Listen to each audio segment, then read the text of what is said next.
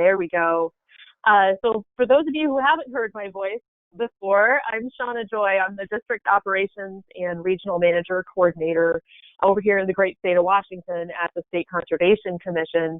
And I'm going to talk with you about some work that we've been doing in the past year to provide some new on-demand resources for Conservation District Supervisor Development. So here we call our district board members supervisors.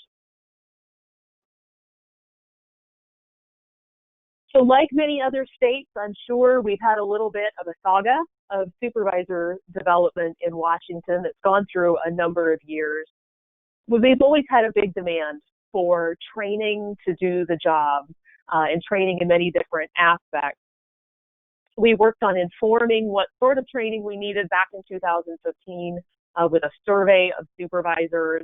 And since that time, we've established 3 initial online recorded modules. They're orientation presentations. Those have been up on our website for some time, and you've probably heard Washington Commission staff talk about those before. But in the last year, we decided to do some additional work and provide some more supervisor development modules. In the past, we've just connected districts with other available resources for training that already existed. For example, from our state auditor's office, or we have an entity called Endurance, which is actually the public entity that provides insurance for our conservation districts. But those resources are typically at a 200 level type of class or above, and they'll be aimed specifically at HR professionals or accountants at the district, and not for the board supervisors in their role in governing. So about a year ago, when Stu Treefry on our staff told me that he was going to retire in June of 2020, I knew I couldn't let this opportunity pass by, and I definitely wanted Stu to tackle a special project for us with his last time at our agency. So, like every great project, it started out with a very messy whiteboard. In September of 2019, we met as a regional manager team, and we really wanted to narrow down and identify subject matter topics that we wanted to move forward and develop additional modules around. You'll see different color coding there on the screen. We were trying to distill out different topics. And our overall goal was to create online on-demand modules, more foundational knowledge for board members that they could build on over time. We're talking 100 level type classes. This messy whiteboard that you're seeing here became 5 new recorded online modules. And I'm going to walk you through each one of those real quickly here. So the first subject that we tore off on and really cut our teeth on was around board governance and public official conduct. What you're seeing on the screen here is the opening slide of that recorded module. And there were 4 cornerstones of board governance covered in this module.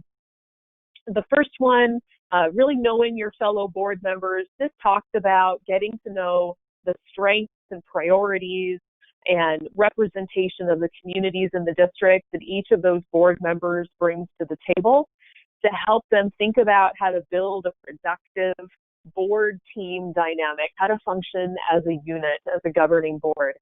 That second module, understanding the roles and responsibilities, that's super important as a board member, but helping them think about that in terms of where can and should a board be focusing effort to govern a district, and maybe where it's more appropriate, where work should be delegated. So thinking about it in those terms, conducting their work in an orderly, open, and transparent manner. So that gets at really welcoming and seeking out more diverse communities within each conservation district. Also remembering to work together respectfully, respect differences, both among board members and diversity in the community that the district is intended to serve. And that fourth cornerstone of community leadership and partnering, helping a board member think about how they represent the district and how they bring leadership to the community on behalf of the district.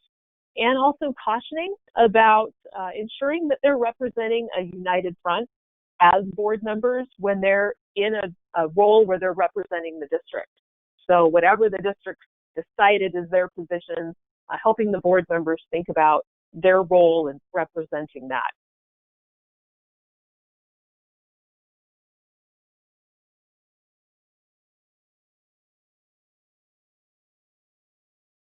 The second module that we tore off on, really related to governing a district, is around policy making for conservation districts.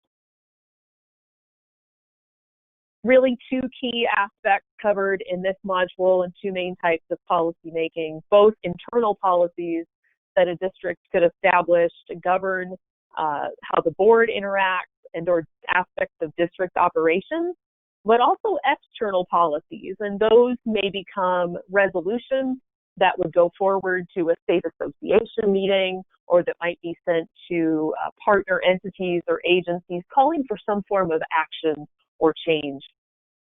And how this module approaches policymaking is to help board members think about a process of establishing policy. And there were some basic principles that are covered in this module.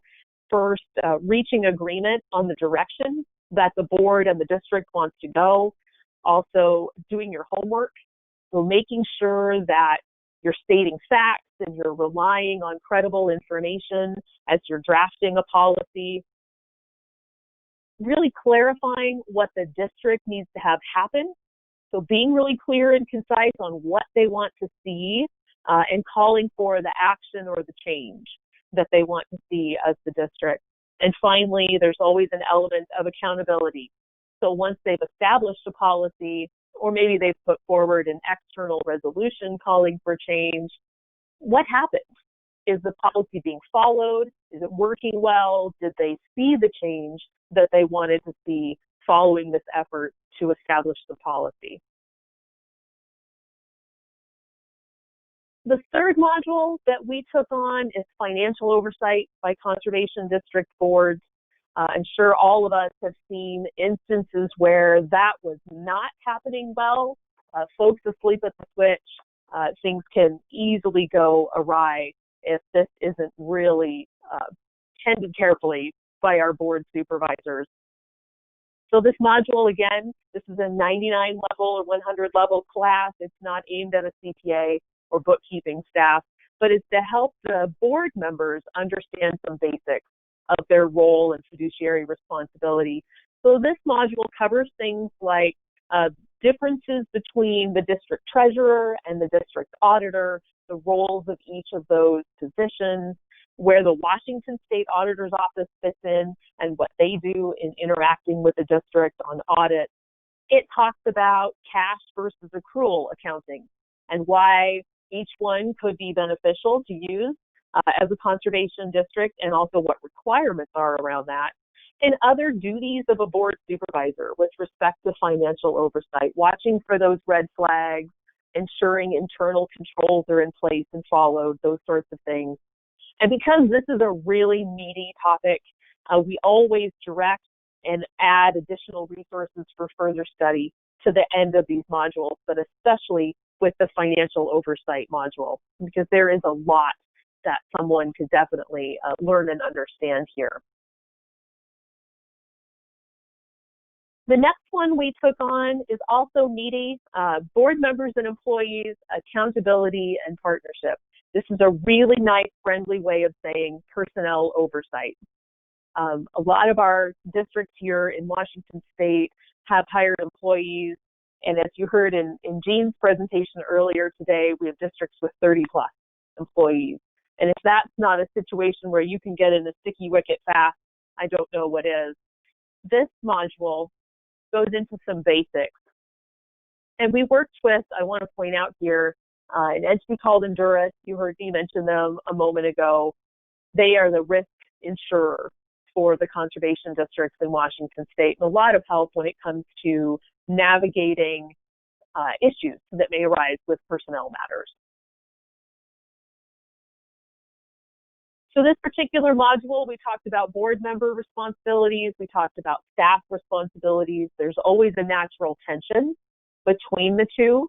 So helping board members figure out where their lane and their role lies and where the lane and role of the staff lie, establishing some clear communication, lines of communication between the two, a little bit of chain of command coaching, if you will.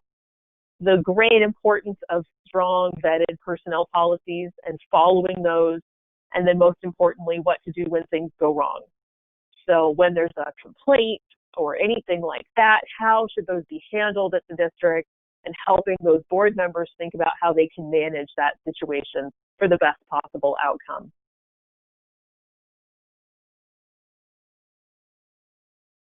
And finally, we decided our final module of this particular special project would be around risk management. Many of us in state government may be old hats at thinking about things in this way, but district operations in our conservation district don't typically tend to look at different aspects of their operations and programs and services from the perspective of risk management. Again, we had great participation from Endurus in helping us put together this particular module.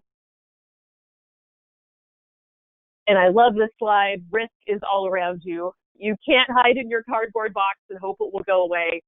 You have to really go through all of these different possible areas of risk for your conservation district and think about how you're going to mitigate and limit risk in each of these areas and what level of risk is acceptable and what may not be acceptable as a conservation district board member. So this module goes through some different areas of that, helps those board members be thinking about their role as a supervisor in terms of risk management. So we had governance, board governance and public official conduct, policy making, financial oversight, personnel oversight, and risk management as our 5 newly available recorded supervisor development modules. So you'll see my email address on the screen there. 2 of the modules, the first 2, are currently available on our website. We're in the process of releasing those out in a phased fashion this fall, but all 5 are available. If you'd like to see those, just by contacting me, and my contact information is there on the screen. That's what I have to present for you today. I'm happy to answer any questions if there are any.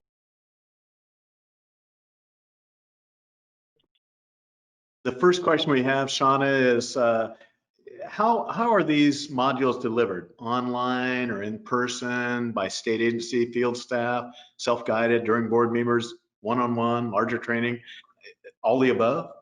Are they I love it. Recommended? Yep, all the above, all the above. So they are on demand. A board member can go out and watch those on our website anytime they want. We also use them as field staff, especially if we see a district maybe having an issue in one of these areas. We're going to pull one of these modules out of the hat right off the bat and say, hey, I think maybe we need to watch the governance module together as a group and have a discussion. Mm-hmm. We can also show them on statewide webinars. We're planning to maybe do some of that early in 2021 with some Q&A time, just given the fact that it's hard to get together in person right now. So absolutely all of the above, Ray. Mm-hmm.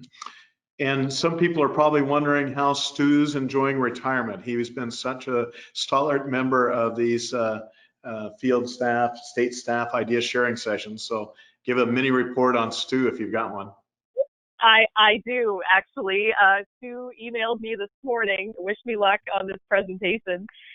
He's staying involved with his local conservation district and is now an associate supervisor of the Pierce Conservation District. And Stu does stay in touch with us from time to time. So he's not gone. I expect him to pop back up again in his role as a board member on a conservation district. More to come, I'm sure.